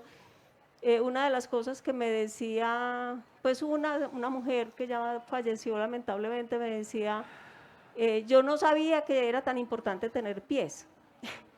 Pues que yo estoy aquí viva, parada, con algunos de los hijos sobrevivientes porque tengo estas piernas y las pude usar y no pisé ninguna mina. Y nunca me habían tocado los pies, nunca nadie me había acariciado los pies ni me había tocado. Y otra persona, otra de las mujeres me decía, siempre será que debemos ser importantes y que debe ser importante lo que hemos vivido y que debe ser importante lo que hemos caminado, puesto que estamos en este museo como tan elegante, como que parece tan importante, y que nosotros estemos ahí, algún valor tenemos que tener, ¿cierto? Entonces, como que ese tipo de cosas suceden, digamos, en el espacio del arte, ¿no? Que es distinto a un periódico o a otro tipo de espacios, pues por poner algún ejemplo. Pero digamos, un montón de encuentros con ellos mismos y de certezas también, también como de reivindicaciones que se pueden dar, digamos, en este tipo de proyectos. Pero yo siempre cuando trabajo con grupos de personas específicos me siento todo el tiempo caminando en el filo de la navaja, pues es como un lugar muy frágil y muy, sí, podríamos decir peligroso, frágil. Frágil sería la palabra, cortante, incisivo también. Sí. Bueno, yo tendría dos cositas ya para ir terminando porque la idea es como darles a ustedes la puedan palabra. preguntar. Bueno, un tema importantísimo. Estamos hablando de dos artistas mujeres mirando el conflicto, o sea, un conflicto, bueno, aquí hay cosas pues súper delicadas que no vamos a decir, pues que la violencia la tienen los hombres, que las mujeres tienen el cuidado, no para caer en eso, pero sí como qué mirada, y la hora de ustedes da cuenta de ello, ustedes han mirado otras cosas, o sea, desde su posición de mujeres y también han mirado las mujeres en el conflicto. Entonces, como que reflexionáramos un poquito sobre eso, Erika. Bueno, pues sé tu pregunta, digamos, el campo teórico que aborda y demás, Sí. pero quiero pues como contestar de una manera Sí. concreta, y es que si bien la voz de las testigos, de las dolientes es femenina, Ujú. la mayoría, y eso hay que verlo, digamos, como en Sí. el porcentaje de cifras del país, la mayoría de las víctimas, eh, los llorados, los desaparecidos son Sí, los hombres. sí. Pero tú En- te interesaste por la, por el dolor de las mujeres. Vuelvo y te Sí, digo, porque sí, la mayoría, o sea, digamos sí. como que trabajando en reuniones de grupos de víctimas, si tú miras una asociación de víctimas, el 90% son mujeres Ujú. que están llorando, buscando a su hermano, a su papá, a sus hijos. Entonces allí también hay como una cualidad del conflicto armado, Una realidad una estadística. realidad estadística. ¿Sí? Ajá, Sin sí. duda es un país donde las mujeres han sobrevivido y están llorando a un porcentaje mayor de hombres, no queriendo decir que no haya mujeres que hayan sido asesinadas o torturadas o desaparecidas, pero su mayoría, las sobrevivientes, sí son mujeres. Sí, sí. Eso sin duda hace que el conflicto tenga la voz y la narración de una mujer. Obviamente, pues ya uno en el trabajo de campo empieza, pues digamos, como a entender esto como en la postura que tú me lo estás preguntando, pero sin duda también creo que hay que tener en cuenta eso. No quiere decir que no haya trabajado yo con hombres, un porcentaje muy pequeño, muy pequeño, de 165 relicarios, trabajé tal vez con 15 padres que son los que me estaban entregando el objeto. No te puedo decir que sea como una perspectiva de género de mi trabajo, sino es la realidad del país. Estamos ante un país donde las sobrevivientes y los muertos están un poco divididos de esa manera. Sin duda, pues lleva muchas preguntas. Sí. Te lo estoy contestando así como súper Sí, por sí, encima, sí, pero sí. es un porcentaje también, ¿no? Entonces, madres que perdieron 2 hijos el mismo día, que también es un país donde por porcentaje muchas mujeres son madres solteras. Entonces, digamos que hay una problematización del tema de género sin duda implícito al país. Pero digamos que la voz de las mujeres es, bueno, Narra. tendríamos que obviar a Débora Arango, pues, pero como, o sea, los hombres son los que han narrado en prensa, Bueno, sí, eso es otra en discusión. historia, en el arte, ¿cierto? Los hombres los han narrado esta historia reciente. Entonces, que es como muy interesante toda esta generación donde están muchas mujeres narrando también esta historia. No, a mí no me gusta hablar de la mirada femenina, pero sí hay un puesto pues donde estamos y de pronto vemos otras cosas ahí. No sé qué Sí, piensas, Livia. pues a mí sí me interesa cada vez más, después de superar como algunos conflictos de la historia personal, pues se me fue como imponiendo el interés por el trabajo con las mujeres, pues el interés Esa es también una por, cosa por que mi uno propia ve historia. claramente tu trabajo, o sea, Claro. empiezas como de una cosa Claro. muy genérica Claro. y cada vez más, cada vez más, cada Claro, vez más. después Sí. de pelear furiosamente, furibundamente por todo lo que se me robaba por el hecho de haber nacido en este cuerpo Sí. femenino, lo que se me robaba de la historia, del universo, del aprendizaje, de la ciencia, del saber, de muchas esferas del conocimiento, porque era mujer, me voy dando cuenta de que pues cada vez me interesa más, me intereso mucho por la historia de las mujeres, porque también es esa otra historia, o no la historia de las, pues la historia de las mujeres específicamente, pero también la historia contada por mujeres, las otras voces que no han contado la historia, que no han narrado la historia, o sea, las otras maneras de contar la historia.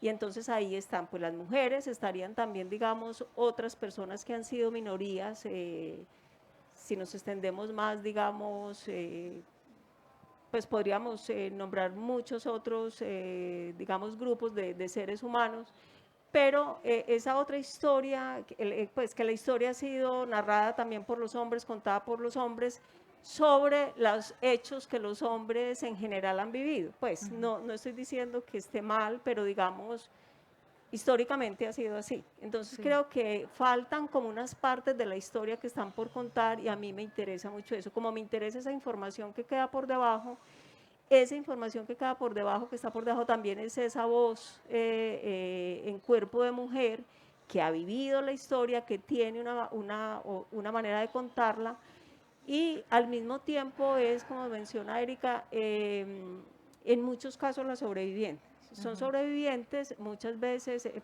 hablando específicamente del conflicto armado, los hombres quedaron en el campo de guerra o en el camino, pero también pues que tengo ahí algo pendiente también con eso, me doy cuenta cómo algunos de los hombres que llegan a la ciudad tampoco sobreviven. Tengo también unos escritos sobre ese asunto y me pregunté por qué las mujeres sobreviven y por qué los hombres se derrumban, incluso llegando a la ciudad y teniendo digamos, esta posibilidad de continuar su vida viviendo como desplazados. Pero entonces la mujer puede reconstruir de alguna manera una identidad alrededor del hogar y de los hijos, pero para los hombres eso es una posibilidad negada, porque su identidad está sobre todo ligada a la finca, a la agricultura, a las vacas, a ser el hombre de afuera, en el campo, y esa posibilidad en la ciudad queda negada. Entonces, me ha parecido muy fuerte que muchos de los hombres que logran salir y sobrevivir, mueren de una cosa que yo oía hablar cuando estaba pequeña, que no es más que una depresión profunda, crónica, que es la pena moral. La moral, sí. Como esa pena moral que termina aniquilándolos porque no hay posibilidad de identidad, de reconstrucción de algo en la estrechez de un tugurio o de una casa precaria y de todas las condiciones que plantea una vida como desplazado forzado en una ciudad, en la periferia, ¿no? De una ciudad. Yo creo que ya las preguntas. Sí, ya ahora sí. Bueno, sí, entonces ya les damos la palabra a ustedes.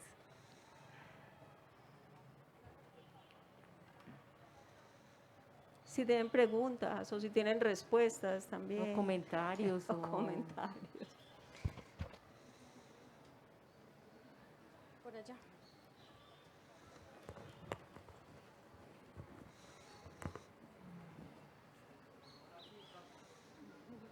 Hola, buenas tardes.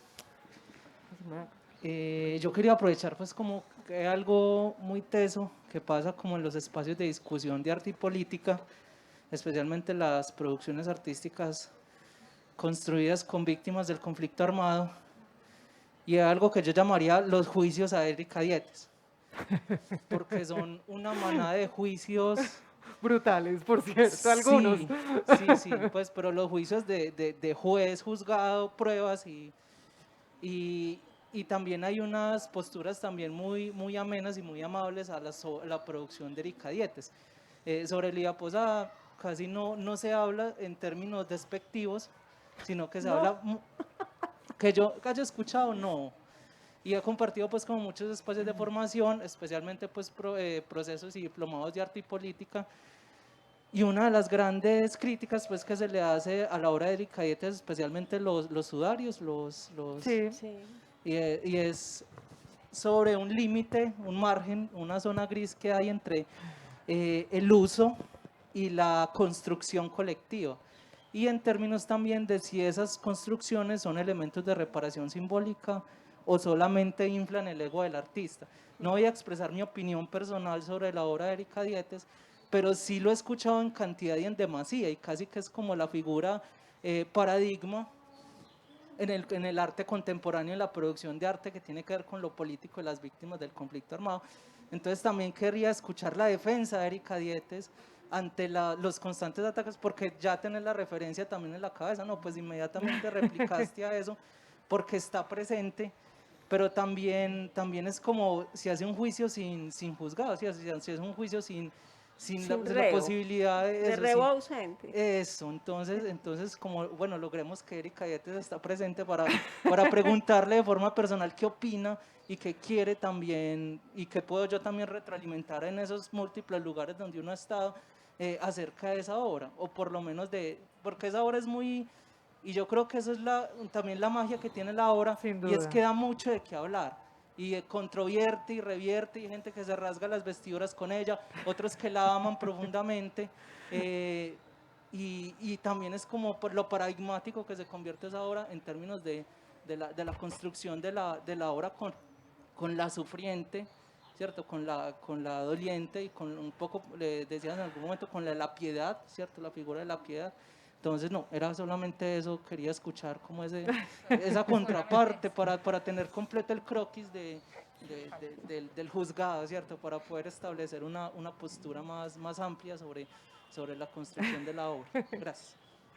Bueno, no voy a entrar en defensa como en juicio. Creo que algo que he aprendido, ¿qué se me hizo? Algo que he aprendido un poco con los años, con todo, yo he escuchado de viva voz más de 400 testimonios, uno por uno. Creo que la honestidad del trabajo, como la tengo absolutamente clara yo y todas las personas que han sido parte de él, he aprendido a interpretar que esas lecturas no son más que la postura de quien está escribiendo y es lo que ve de sí mismo, ¿sí? O sea, hay algo ahí en que cuando uno ha caminado territorio, cuando has estado, yo te digo que yo no hubiera sido posible, mi trabajo se hubiera extinguido solo en Río Abajo si no hubiera tenido como las puertas abiertas por parte de los dolientes, de los testimoniantes, que finalmente son los que le dan el verdadero valor a la obra. De allí los críticos, todas estas situaciones que no te voy a decir, al principio pues efectivamente pues había como par de cosas que yo decía, pero no es así. Y luego dije, pues no lo tengo que defender, ¿o sí? Porque en el momento en que me sentiría realmente golpeada y herida si alguno de los dolientes o las personas que ha participado conmigo en los proyectos me hiciera esas preguntas que solo nacen de alguien que está en el mundo de la academia, porque normalmente, y quiero decir que, por ejemplo, Sudarios es una obra que ha estado en más de 20 países, por algo está allí, ¿sí? Por algo su trabajo comunitario en diferentes países. Entonces ahí también como que hay una pregunta más como sobre el medio del arte que sobre mi trabajo, ¿sí? Hay algo y es que mi trabajo es profundamente defendido, no sé si defendido, pero por lo menos citado, en los medios de las ciencias sociales, en los medios de la psicología, es una obra que se estudia mucho, a manos de los grupos de investigación de psiquiatría y psicología, y paradójicamente, algún sector muy pequeño del mundo del arte, como tú bien dices, los juicios a Erika Dietes, ¿no? Entonces, me parece una discusión menor, dado que yo soy simplemente un sujeto que si lo hago tan mal, pues también podrían revisar y mirar el trabajo de otras personas que lo están haciendo mejor, ¿no? Entonces, allí hay algo como que ya no me lo tomo personal, la verdad.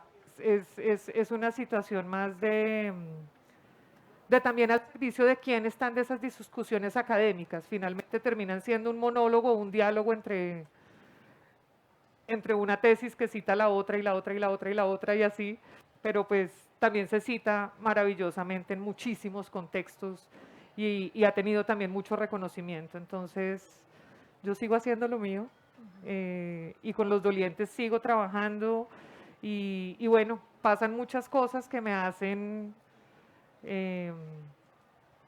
pensar y sentir y corroborar que efectivamente a través de mi trabajo hay algún tipo de transmutación del dolor a través de una imagen.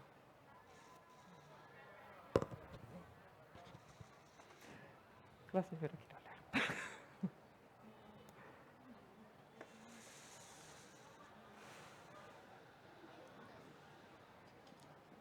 Buenas tardes. O sea, lo referente al trabajo de Erika Dietes, yo me refiero en este instante a Relicarios. ¿Puedes pasar la otra? Y para mí, todas estas obras de Erika, en lo personal, puedo dar un muy buen testimonio. Yo cuando llegué a conocer a Erika Dietes, yo estaba muerta en vida.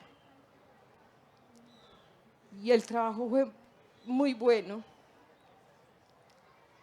Pues el dolor en sí, perdón, No, no hay nada que perdonar. el dolor en sí no se pierde, pero que uno pueda seguirla luchando eso muestra de que hay un buen trabajo. Y pues uno como madre no, o sea, eso no lo puede dejar a un lado.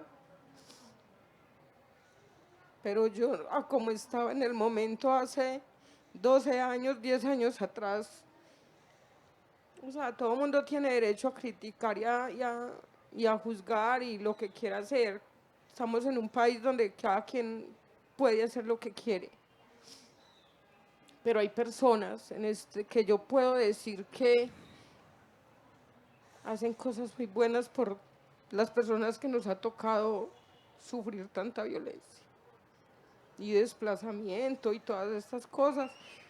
Y muy agradecida con Erika porque de verdad que la familia mía vino a pararse un poco y cada día más debido a todo el trabajo que han hecho con nosotros en este aspecto.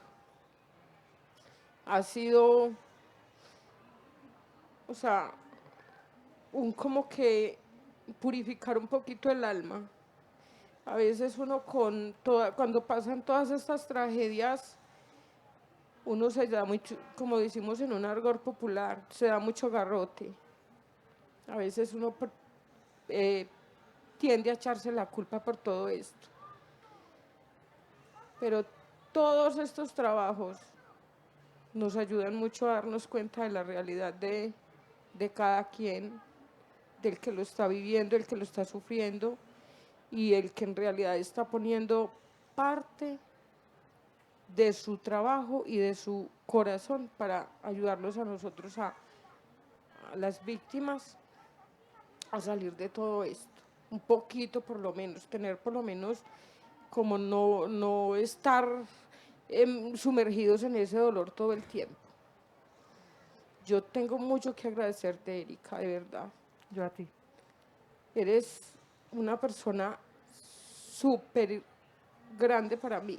Eres una persona con un corazón inmenso y que has puesto tanto y tan bonito por aliviar tanto dolor que ha habido en este país, al menos por una parte de las familias que nos ha tocado.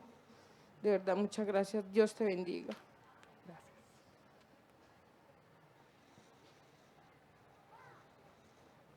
Buenas tardes. Yo le quiero hacer una pregunta aquí a mi vecina. Ella fue desplazada de qué territorio y le quería preguntar si ella quiere volver a su tierra y si lo puede hacer.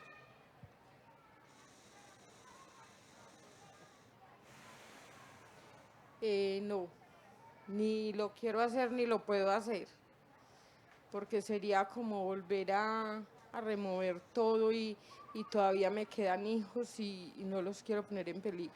Entonces, más que por mis hijos, por los que me quedaron, hay que tratar de luchar con ellos afuera mejor.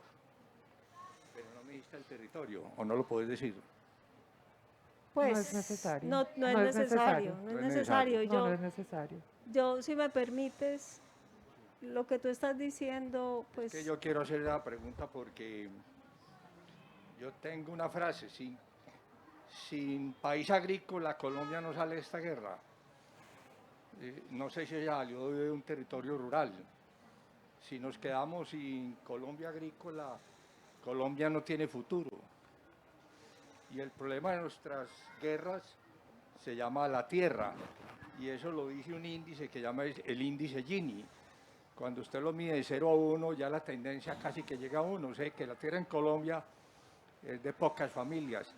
Y si usted analiza todo el conflicto de Colombia a través de los años, todo gira alrededor de la tierra. Sí, con respecto a lo que tú dices, una de las mujeres que ya falleció, ella intentó el retorno, en esos mapas también están marcados los retornos, y en cada retorno, ella retornó 5 veces, en cada retorno perdía un hijo, y al final decidió no volver. Entonces pues tu posición es absolutamente entendible. Ella dijo, me quedan 2, ya no hay más retorno, o sea, no hay retorno posible. Y lo que usted dice pues del país agrícola, ese país agrícola seguirá existiendo, pero no necesariamente será de los campesinos. Pues hay una codicia que se sobrepone pues en este modelo neoliberal que estamos viviendo, que se sobrepone pues a muchas nociones de humanidad, de patria, de nación, pues ustedes me entienden. Entonces hay como esa codicia que está, donde está la codicia por la tierra, porque la tierra es poder y dinero.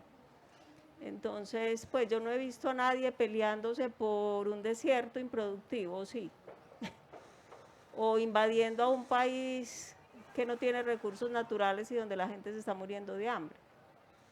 Pues es un asunto de rentabilidad, pues. Por acá tenemos otra pregunta. Bueno, buenas tardes. Muchísimas gracias primero pues por el espacio.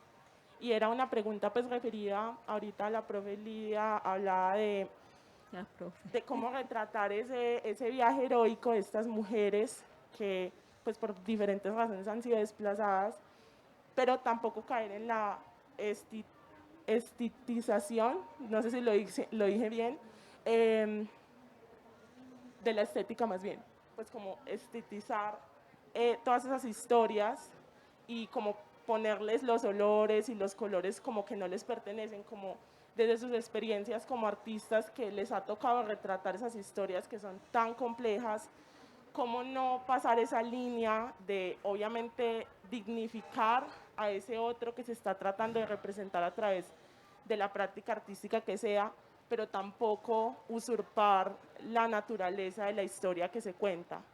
Eso, muchísimas gracias.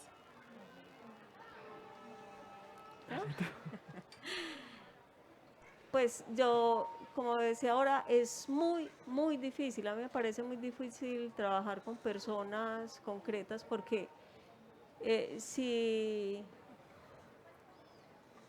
pues uno como artista, o bueno, yo no voy a generalizar todos los artistas, pero digamos, en mi caso yo busco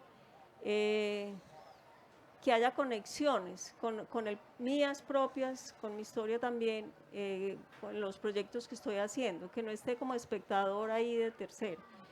Pero, te voy a mirar, ¿cómo es tu nombre y el tuyo? Yamili. Pero ustedes ven la diferencia, la distancia tan enorme que hay entre un artista y una persona que ha sufrido en su propia humanidad, en su propia vida, los horrores de los que el artista habla. O sea, uno no se les acerca ni esto, no se acerca ni esto. Perdóname, Hay pero una fuerza en el sentido digamos, lo que implica para esa persona en términos de sufrimiento, de dolor y de pérdida, ¿cierto?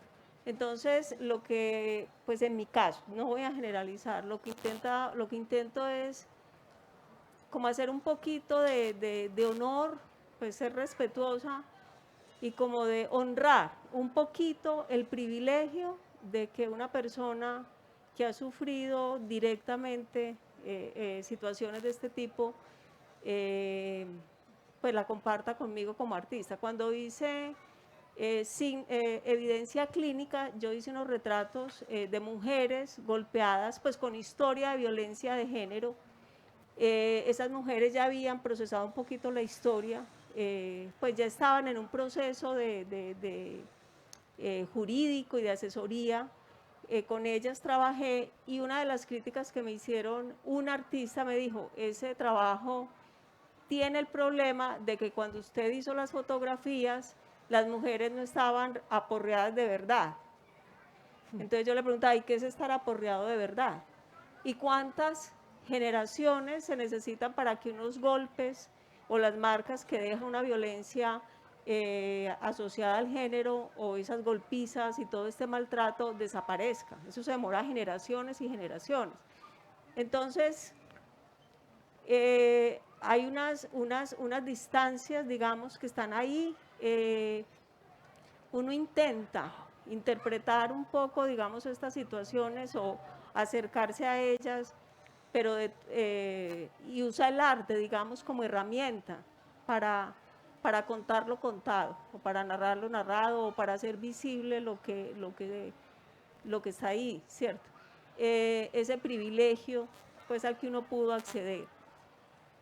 Pero de todas maneras siempre está, pues, digamos, ese peligro, Erika. hay algo que quería mencionar que se me vino ahorita que tú estabas hablando. También estamos asumiendo que el artista es como un ser que es no ser, ¿no? No es como que el artista no sea, pues es como súper obvio, no sea un ser humano que puede haber, o sea, no necesariamente se cuenta ni se hace evidente en la obra, pero estamos en un país donde tal vez la violencia nos ha tocado a más de uno, donde mi postura como artista no desdibuja la historia que he vivido como persona, como colombiana, entonces también yo creo que para mí el tema de trabajar en comunidad es pararse en una relación perfectamente horizontal. Y de hecho lo pude vivir, digamos, de primera mano con la muerte de mi papá. Las personas los mensajes más extraordinarios, muy potentes y muy importantes para mí fueron de muchos de los dolientes con los que yo he trabajado. ¿Sí? Había recuerdo un mensaje que era: Relicarios fue muy importante en mi proceso de duelo, te quiero acompañar. Entonces allí hay una relación horizontal que no quiero dejar tampoco como suelta la presencia de Yamile. Para mí esto, es decir, que siempre haya alguna persona, en este caso Yamile, que pudo venir hoy, porque ella me escribió ayer si ella podía venir. Entonces, para mí el hecho que los dolientes se sientan invitados, sigan la obra, por eso yo hago, digamos, como un trabajo en redes, que es muy consciente también de contar en dónde están los tesoros de Pipe, en dónde están los niños en este momento. No es únicamente mostrar que estoy en Polonia haciendo una exposición, sino que somos una comunidad de personas que nos seguimos a través de todos los medios. Gracias a Dios tenemos hoy en día tantos medios para que el museo y la exposición no sea el único fin de un trabajo como estos. Quisiera leer, perdóname, es otra la gris, un segundito, la del final. Un poco esta. Voy a citar, abro comillas. Entonces encontré el relicario de mi hijo y el de mi esposo. Sentí alegría de verlos juntos y poderlos enlazar con mis brazos. Sin pronunciar palabra, elevé una oración y les dije, no los he abandonado, miren mis amores en dónde están, en un museo, y como se lo merecen. Yo he dado lo mejor de mí para que ustedes estén acá. Me siento satisfecha porque cumplí con mi deber, dándoles el espacio más digno y acogedor. Descansen en paz. Para la inauguración de Relicarios, nosotros trabajamos 3 días a puerta cerrada con 330 familias, con un grupo de 10 expertas en salud mental. Esto es testimonio de Yamile cuando encontró sus relicarios. Para responderle un poco a los críticos de arte, esta para mí es mi verdadera crítica. Es ahí donde radica el corazón de mi trabajo y en tu presencia hoy lo agradezco infinitamente también porque sé la fecha en la que estás pasando.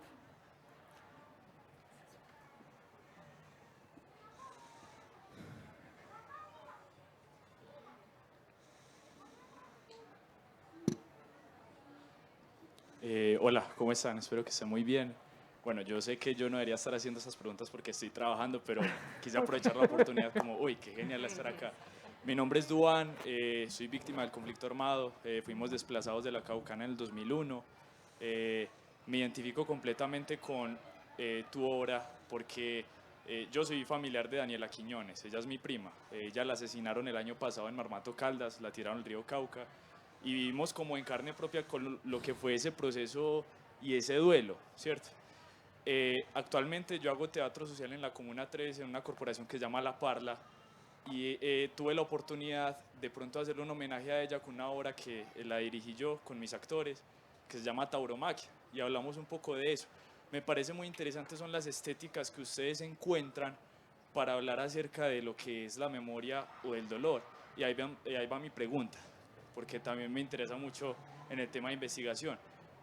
¿Ustedes cómo encuentran una estética o la estética de hablar de la memoria o del dolor? ¿Hay una tendencia para hablar de esa estética? ¿Esa estética aparece de manera espontánea o es algo intrínseco del artista?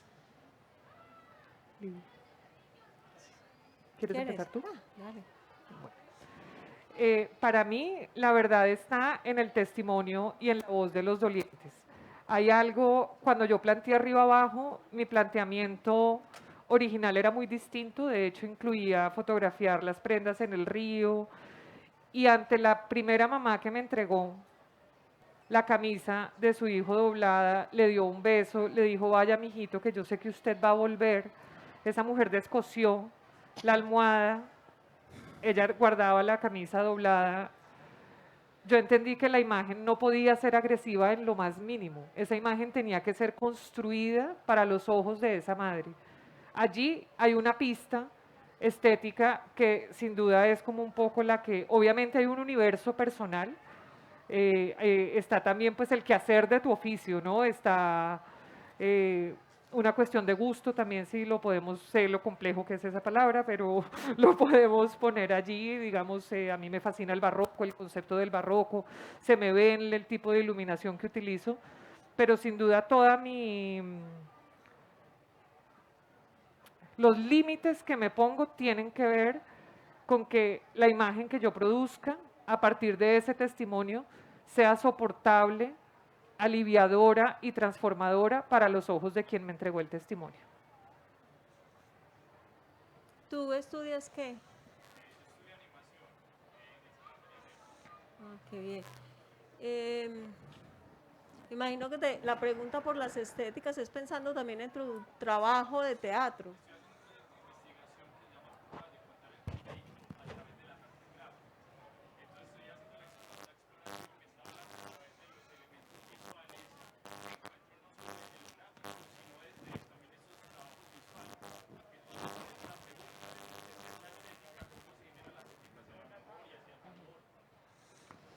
Pues esa palabra, pues, el mismo término es bastante complejo y problemático, ¿cierto? Porque muchos asumimos estético como bonito o como bello, pero hay muchos niveles de belleza. Hay muchas discusiones en torno a la belleza. Pues, ¿qué es lo bello? Ahora, eso depende también de un contexto, de contextos culturales e históricos, ¿no? Entonces, yo no uso mucho pues tiene su complejidad el término. No creo que haya como unas fórmulas o Hola. Hola. ¿Cómo estás, con Juan Pablo? Ah, qué bueno. un teléfono. Estar conectado en lo de... Ay, no. Hay alguien que le diga a Juan Pablo. Bueno, eso es una inserción, eso es como un performance, un fragmento performático durante esta charla. Entonces, por ejemplo, eso sería otro nivel de estética, ¿no? Entonces, sí, no hay como unas fórmulas, digamos que, pues en mi caso, porque vuelvo y repito, no me gusta generalizar, pues como decir los artistas hacen, porque yo no soy todos los artistas. Hay una, pues digamos que las imágenes se van armando a medida que uno va armando el proyecto, ahondando en el proyecto y se van como decantando, ¿cierto? Pero si hay, digamos, si Erika dice que mencionaba que quiere que esas imágenes no sean como cruentas o violentas o que ayuden en mucho a sanar, yo sí, pues haga el ejercicio consciente de no caer en el panfleto, de no caer en la evidencia, de que la imagen proponga como un espacio de reflexión donde yo no lo dé todo, lo diga todo y que mis conclusiones son las únicas, sino que queden espacios donde el otro pueda ver, que pueda verse, que pueda como leer con su mapa personal y armar una lectura propia, porque yo creo que lo que uno propone como artista no es la única lectura posible. Cuando uno se encuentra en exposiciones o con el público, a mí siempre me maravilla la cantidad de lecturas que la gente puede hacer, y las que más me gustan son las personas que están rotuladas como desconocedoras del arte o público general o personas fuera del mundo del arte, porque son las miradas más limpias, más directas, como más conectadas a su vida real. Entonces, sí, pues hay como ese cuidado de no caer en la obviedad, ni en el panfleto, ni en lo literal, ni en embellecer a ultranza cosas que de entrada no son bellas, ¿cierto? O sea, una belleza en el sentido de lo decorativo, porque para mí la belleza es más cercana a la verdad, ¿sí? Así sea una verdad dolorosa, pero como que es más cercana a la verdad que a lo suntuario, como a lo accesorio. Pienso también en una relación de necesidad, ¿cierto? Que la imagen sea tan contundente, que sea una imagen que se sienta como necesaria, que no quede como un decorado, pues como algo de lo cual se pudiera prescindir, pero que al mismo tiempo, y que esa imagen sea tan, pues estoy hablando de un ideal también, ¿no? Pero que esas imágenes hablen, pero también le permitan al otro verse y hablarse, ¿no? Es como eso. Pero en tu trabajo, no sé, con seguridad tienes esas sensaciones cuando tienes unas imágenes y dicen, pues hay certezas internas, que creo que es importante confiar en ellas. Bueno, muchísimas gracias a ustedes, todos los presentes, a nuestras invitadas por las palabras y las emociones a través de ellas compartidas en esta actividad. En este mismo espacio, en unos minuticos a las 5 de la tarde, tendremos la charla Invocaciones a la Ancestralidad, palabras que nacen en África y tienen como destino el mundo. Los invitamos a seguir disfrutando de los espacios de nuestra fiesta del libro y recuerden descargar la aplicación para conocer toda la programación. Muchas gracias.